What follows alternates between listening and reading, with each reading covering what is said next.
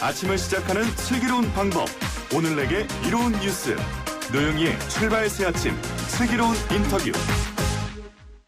어제 국회에서는 민주당 몫의 상임위원장만 우선 선출하는 방식으로 6개 상임위원장이 단독 선출됐습니다.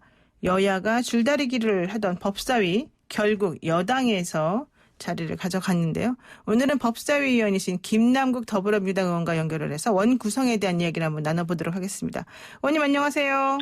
네, 안녕하세요. 안산 단오늘의 김남국입니다. 네, 법사위 위원으로 활동하고 싶다. 계속 그렇게 노래를 부르시다니 결국 됐습니다. 네, 법사위만 고집한 것은 아니었고요. 어떤 상임위에 가더라도 국민들을 위해서 민생을 챙기는 그런 국회의원이 되겠다라고 말씀을 드렸었는데요.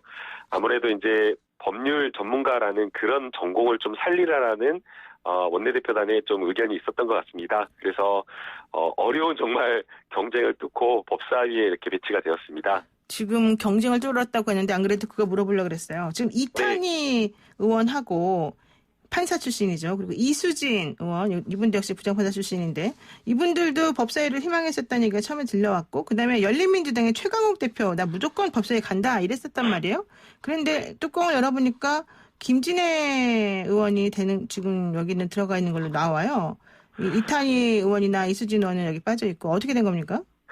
네, 이제 사법개혁을 완수하겠다라고 하면서 사실 출사표를 던졌기 때문에 아마 이수진 의원님이나 이탄희 의원님께서 굉장히 조금 아쉬움, 법사위에 배치되지 않은 것에 대한 아쉬움이 좀 클 거라고 생각이 되는데요. 이제 어제 이제 저도 이수진 의원님이나 아니면 최강욱 대표님과 이제 긴밀하게 좀 소통하면서 이제 그런 부분에 대한 아쉬움을 많이 말씀하셔서 법사위에 가지는 못하셨지만 그래도 꼭 그 법사위에만 있다고 해서 사법개혁을 한다거나 아니면 검찰개혁을 하는 것은 아니기 때문에 어느 상임위에 있더라도 검찰개혁에 대한 부분, 사법개혁에 대한 부분을 완수하겠다라고 말씀을 하시더라고요. 그래서 아마 법사위에 있는 여러 의원들이 다른 상임위에 배치되어 있는 의원님들을 도와서 여러 가지 사법개혁이라든가 검찰개혁에 대한 부분을 반드시 좀 완수하지 않을까 싶습니다. 네. 그러니까 본인들이 신청을 한다고 해서 무조건 되는 건 아니고 신청을 하면 각 당에서 이거를 오케이다 아니다 결정해서 하는 건가 보죠? 네, 그러니까 상임위원에 대한 배치는 일단 의석수 기준으로 해서 이제 비례해서 맞출 수밖에 없고요. 네.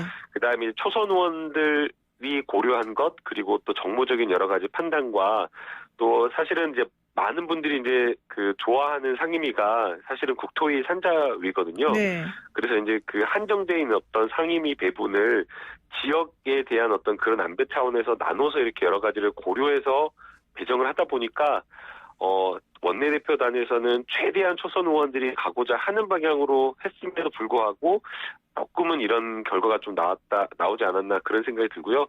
이제 특히나 이제 최강욱 대표님 같은 경우에는 이제 저하고 이제 검찰개혁과 관련되어서 많은 이제 이야기를 나누고 계시는데, 법사위에 배치되지 않은 부분에 대해서 좀 안타까움은 있지만, 그러나 또 야당의 또 대표를 역임하고 계시기 때문에 검찰개혁뿐만 아니라 여러 가지 언론개혁을 포함해서 개혁과제를 충분하게 하실 수 있는 역량이 있지 않을까라는 생각도 듭니다. 지금 이탄희 의원 같은 경우는 공황장애를 호소하면서 좀 쉬고 싶다라고 말을 했고 이수진 판사 같은 경우에는 의원 같은 경우에는 블랙리스트 관련해서 좀 논란이 있으면서 판사들에 대한 탄핵을 추진하겠다라고 했던 게 좀 얘기가 됐었었고요. 또 최강욱 의원 같은 경우에는 현재 본인이 재판을 받고 있는 피고인 신분이라는 게 또 좀 영향을 미친 게 아닌가 생각이 드는데 자세한 거는 자세한 건 이제 저도 이제 어제 이제 배치가 되어서 그런 부분을 미처 파악하지는 못했는데요.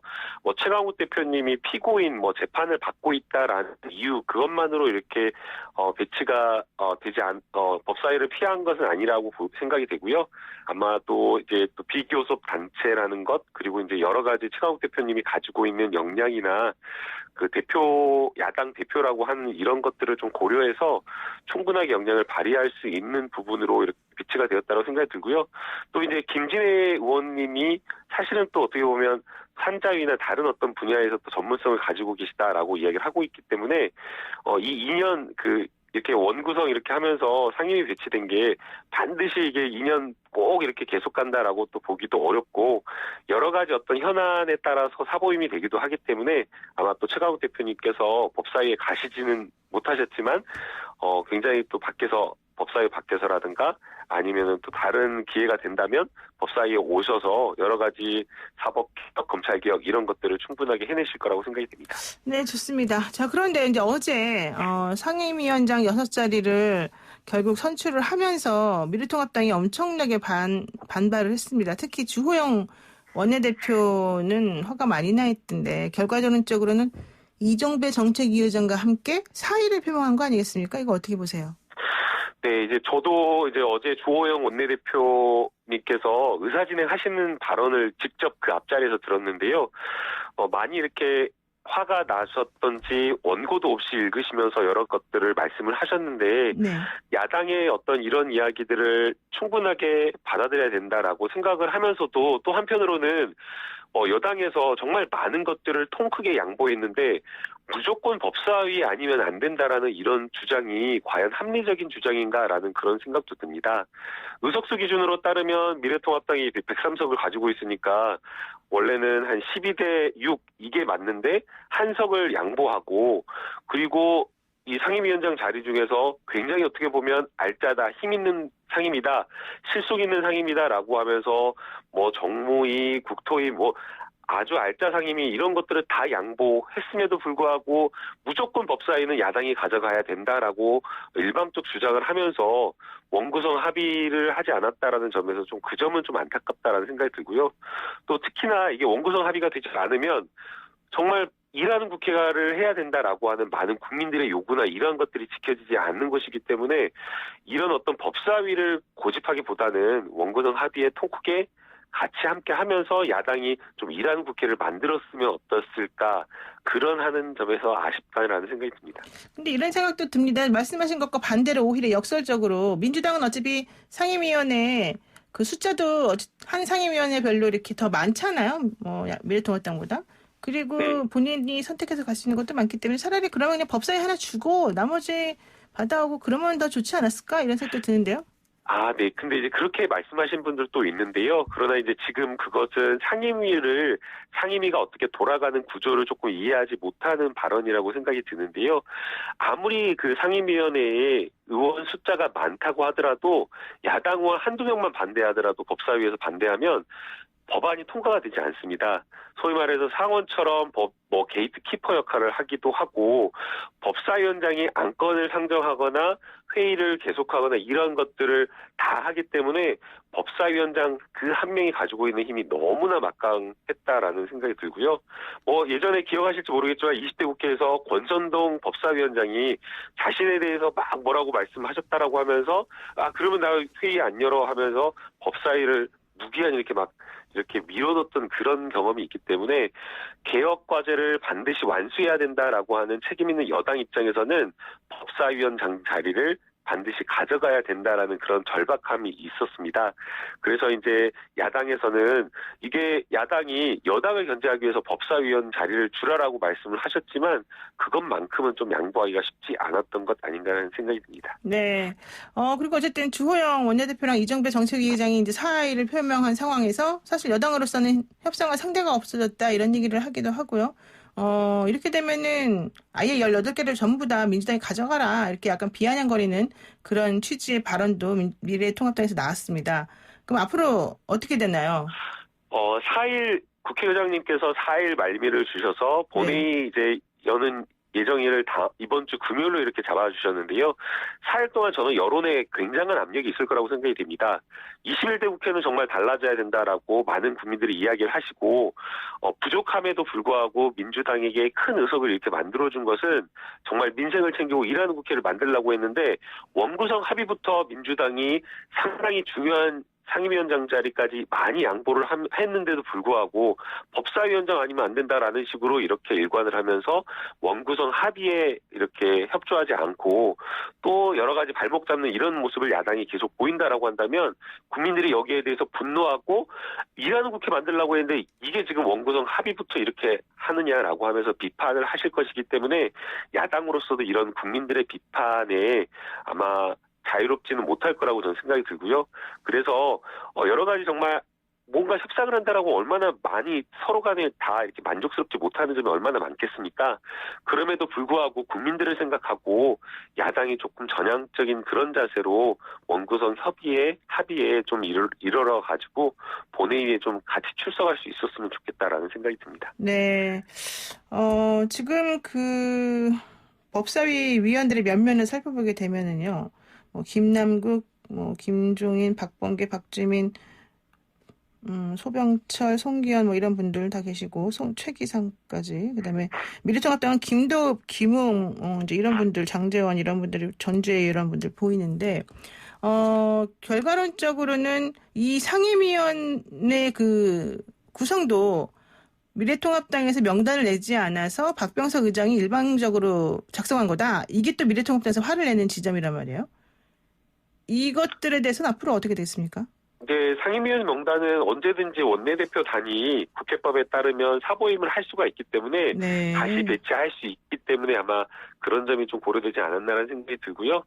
네, 여러 가지 이제 그 원내대표단께서 요청하신 것들이 반영이 되지 않았다라고 주장을 하지만 네. 그게 이제 결국에는 원구성 합의와 관련되어서 계속해서 국회법에 따르지 않은 그런 야당의 태도 때문에 그렇게 되지 않았나라는 생각이 듭니다. 여러 가지 이제 법사위라든가 아니면 다른 상임위에 배치되는 그런 문제는 충분하게 미래통합당의 의견을 반영해서 나중에는 교정될 수 있기 때문에 그 점은 큰 문제는 아니라고 생각이 돼요. 그렇군요. 네, 그리고 법사위에서 체계 심사 체계 자구 심사권 이것만 사실은 좀 빼고 내지는 그 처리 시한을 아예 좀 대폭 줄이고 이렇게 해놓은 다음에 법사위 자리를 다시 야당에게 넘기면 어떠냐 또 이런 의견도 있는 것 같아요. 이거 어떻게 보세요? 그거는 현재 단계에서는 논의되고 있지 않는 그런 상황이고요. 네. 체계자구 심사 같은 경우는 많은 분들이 이야기를 하셨듯이 이 법사위가 상원처럼 해가지고 여러 상임위에서 여야 간의 합의가 되었는데도 불구하고 법사위에서 막아서는 그런 일이 있었기 때문에 문제다라는 그런 지적을 많이 하셨고요. 지금 현재로서는 국회법이 개정되지 않은 그런 상황이기 때문에 검찰개혁, 사법개혁 그리고 문재인 정부가 하려고 했던 여러 가지 개혁 입법 과제 그것도 무엇보다 중요한 민생을 챙겨야 된다라는 그런 절박함 때문에 현재로서는 법사위원장을 책임 있는 여당이 맡아서 진행을 해야 된다라는 그런 생각을 가지고 있고요. 추후에라도 여러 가지 그 법사위가 가지고 있는 권한을 넘어서는 문제가 되는 그런 어떤 체계자구 심사라든가 이러한 것들은 반드시 개정돼야 된다는 입장을 가지고 있습니다. 근데 어제 박범계 의원이 안 되고 윤호중 의원이 된 게 무슨 특별한 의미가 있습니까? 저는 이제 많은 이제 언론이나 이런 데서 박범계 의원님이 된다라고 이렇게 예상을 하고 있어서 저도 그런 줄 알았었는데요. 네. 사실은 이제 국회에서 한 일주일이나 10일 전부터는 법사위원장이 정말 의외의 인물이 될 수 있다라고 이야기가 많이 좀 돌았었고요. 그리고 이제 그러면 그 의외의 인물이 누구냐라고 했을 때 법사위가 가지고 있는 여러 가지 상징성 그리고 법사위가 풀어가야 될 여러 가지 현안들이 많기 때문에 좀 무게감 있고 합리적인 그런 인물이 돼야 된다라는 그런 얘기가 되게 많이 있었거든요. 그래서 아마 당 내에서 합리적인 평가를 받고 또 윤호중 법사위원장님이 사실은 무게감이 굉장히 무거우시거든요. 네. 그래서 이 윤호중 위원장님이 여야 간의 통합을 통해서 많이 풀어가는 그런 어떤 무게감을 가지면서 통합을 추진할 수 있는 위원장이다. 이런 어떤 평가를 받기 때문에 이런 점을 좀 고려해서 비법조인 출신의 윤호중 사무총장님을 이 법사위원장으로 이렇게 모셨다라고 생각이 들고요. 또 법사위원장님만 이렇게 법사위를 이끌어가는 것이 아니라 여러 법사위원들이 함께 뒷받침해서 가는 것이기 때문에 여러 가지 네. 이제 박범계 의원이라든가 백혜련 의원님 많은 분들이 역량을 발휘해서 법사위의 현안들을 충분하게 잘 풀어나가지 않을까 기대하고 있습니다. 네, 알겠습니다. 오늘 말씀 여기까지 듣겠습니다. 고맙습니다. 네, 감사합니다. 네, 좋은 하루 되십시오. 지금까지 김남국 더불어민주당 의원이었습니다.